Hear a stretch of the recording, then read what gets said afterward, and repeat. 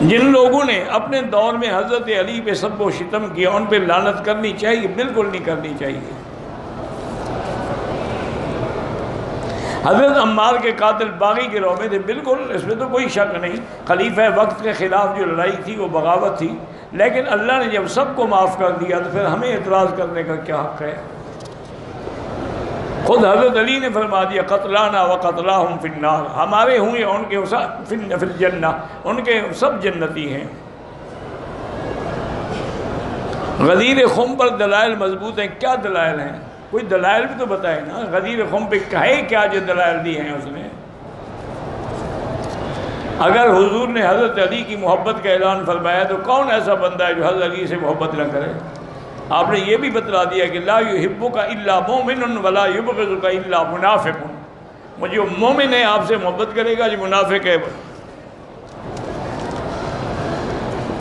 کہتے ہیں کہ بعض لوگ حضرت علی کی اور جنگ صفین اور جمل کی لڑائی میں بڑے سخت باتیں کہتے ہیں، بالکل غلط کہتے ہیں۔ یہ حادثہ تھا، اجتہادی خطا تھی، حق علی کے ساتھ تھا، لیکن اللہ نے سب کو راضی ہو گئے، رضی اللہ عنہم ورضوا عنہ۔ جو لوگ فوت ہو گئے ان کے لیے طواف کر سکتے ہیں۔ کہتے ہیں حضرت پیر ذوالفقار صاحب عمرے کے لیے تشریف، آپ کے سامنے تو بیٹھے، اب یہ بھی پوچھنے کی بات ہے آپ کو نظر نہیں آئے؟ الحمدللہ ہمیں تو نظر آتے ہیں۔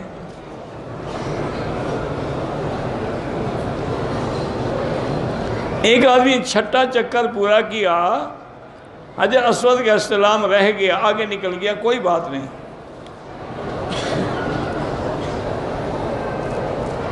احرام کی اوپر کی چادر کو روکنے کے لیے سیفٹی یا پن لگانے بالکل ناجائز ہے، پھر تو سلائی ہو جائے گی نا، سلا ہوا کپڑا تو بنا ہے۔